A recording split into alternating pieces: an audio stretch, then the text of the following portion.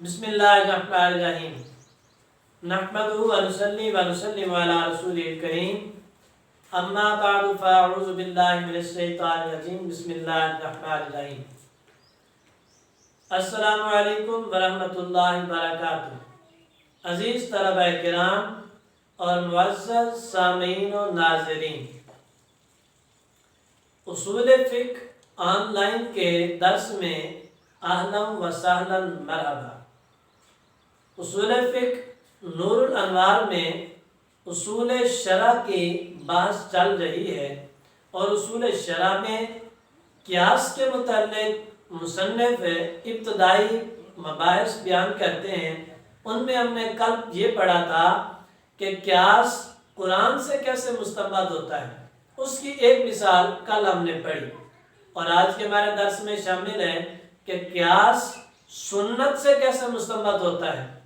सुन्नत से क़ियास की मिसाल, और इसी तरीके से इजमाए उम्मत से कैसे मुस्तंबत होगा, इजमाए उम्मत से क़ियास के मुस्तंबत होने की मिसाल। यानी जैसे एक हुक्म कुरान मुकद्दस में कतई मंसूस अलैह था, उस पर नस वारिद थी, मंसूस अलैह था, और दूसरा एक जदीद मसला या कोई भी ऐसा मसला था जिस पर कुरान की नस न थी, तो उस गैर मंसूस को कुरान के मंसूस पर क़ियास करते हुए वही हुक्म साबित किया जो कि कुरान के मंसूस का हुक्म था, मंसूस अलैह का हुक्म था। इसी तरीके से आज मुसन्निफ एक मिसाल बयान करते हैं कि सुन्नत के मंसूस अलैह से गैर मंसूस अलैह का हुक्म कैसे मुस्तंबत किया जाता है। रसूलुल्लाह सल्लल्लाहु अलैहि वसल्लम के हदीस मुबारक का बयान करते हैं और उस पर क़ियास के मुस्तंबत होने की वजाहत करते हैं। नज़ीरुल क़ियास मुस्तंबत मिन सुन्नह, कहते हैं कि सुन्नत से क़ियास के मुस्तंबत होने की मिसाल क़ियासु हुर्मति तफ़ाज़ुलिल जस्सी वन नौरा बिइल्लतिल क़द्रि वल जिन्स अला हुर्मतिल अशियाइ सित्ता अल मुस्तफ़ादा मिन क़ौलिही सल्लल्लाहु अलैहि वसल्लम। हुज़ूर नबी मुकर्रम सल्लल्लाहु अलैहि वसल्लम ने 6 चीज़ों के मुताल्लिक़ फरमाया था, उनका जिक्र फरमाया और फरमाया कि इनमें तफाजुल करना, ज़्यादती करना, लेन देन में कमी बेशी करना सूद है, रिबा। वो हदीस मुबारक बयान करते हैं और उस पर फिर क़ियास करते हैं। हदीस मुबारक अल-हिंता बिल-हिंता वश-शईर बिश-शईरी वत-तम्र बित-तम्री वल-मिल्ह बिल-मिल्ही वज़-ज़हब बिज़-ज़हबी वल-फ़िद्दत बिल-फ़िद्दती मसलन बिमसलिन यदम बियदिन वल-फ़द्लु रिबा। नबी मुकर्रम सल्लल्लाहु अलैहि वसल्लम ने फरमाया कि गंदम को गंदम के बदले, जौ को जौ के बदले, खजूर को खजूर के बदले, नमक को नमक के बदले, सोने को सोने के बदले और चांदी को चांदी के बदले जब फरोख्त करो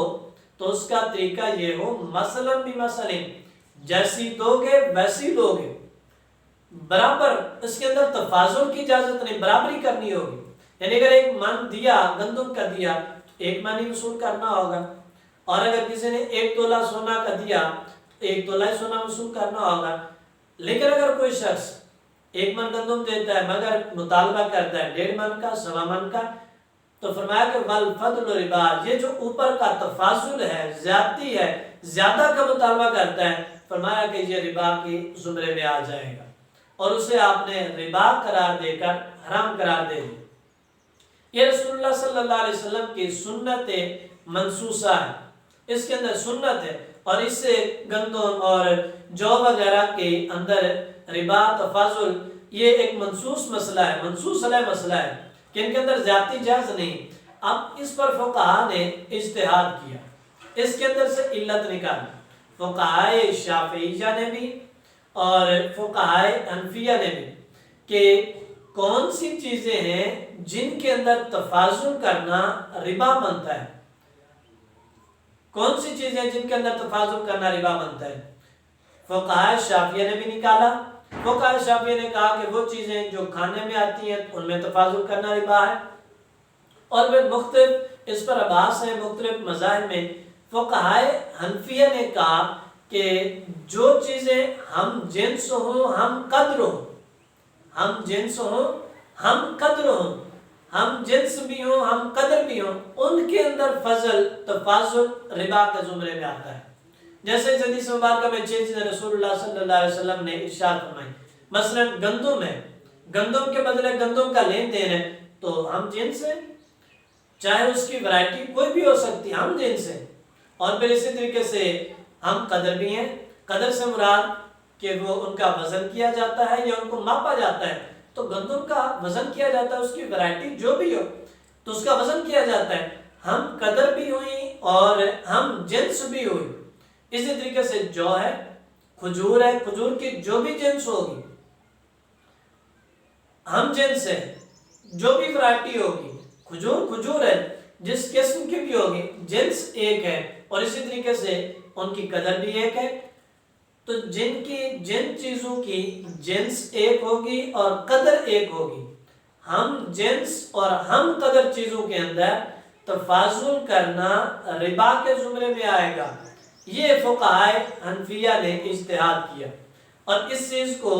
علت نکالا کہ رسول اللہ صلی اللہ علیہ وسلم نے جن 6 چیزوں کے اندر تفاضل کو ربا قرار دیا تھا ان کے اندر علت ہم جنس اور ہم قدر ہونا تھا۔ اسی طریقے سے اگر ہم دیکھتے ہیں الجس والنورا، گچ کو اور سونے کو، قیاس حرمت تفاضل الجس والنورا بعلت القدر والجنس، کہتے ہیں اب ہم گچ اور نورا کے اندر تفاضل کو، گچ اور نورا یعنی چونا وغیرہ جو ایسی چیزیں ان کے اندر تفاضل کرنے ان کو ہم قیاس کرتے ہیں گندم وغیرہ پر، کہ دیکھیں جیسے یہ چیزیں تھیں ان کے اندر ہم جنسی اور ہم قدری کی وجہ سے تفاضل سود تھا، ربا تھا، تو اگر ہم چونا دیکھیں، چونے کے ساتھ چونے کا لین دین کریں، ہم جنس بھی ہوگا ہم قدر بھی ہوگا۔ اسی طریقے سے گچ ہے، گچ کے ساتھ لین دین کریں گے، ہم جنس بھی ہوگا اور ہم قدر بھی ہے۔ جب ہم جنسیت اور ہم قدریت آ گئی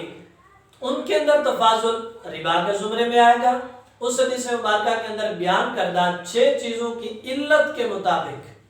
تو کہتے ہیں کہ ہم نے قیاس کیا حرمت تفاضل الجس والنورا،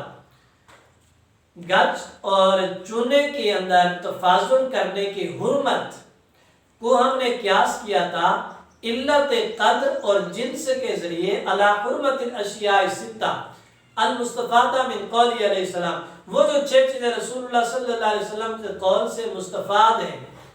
حضور نبی مکرم صلی اللہ علیہ وسلم نے جن 6 چیزوں کو بیان فرمایا تھا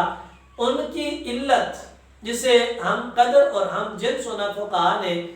مستنبط کیا تھا اور اجتہاد کے ذریعے یہ اس سے استخراج کیا تھا، استدلال کیا تھا۔ جب وہ چیز، وہ علت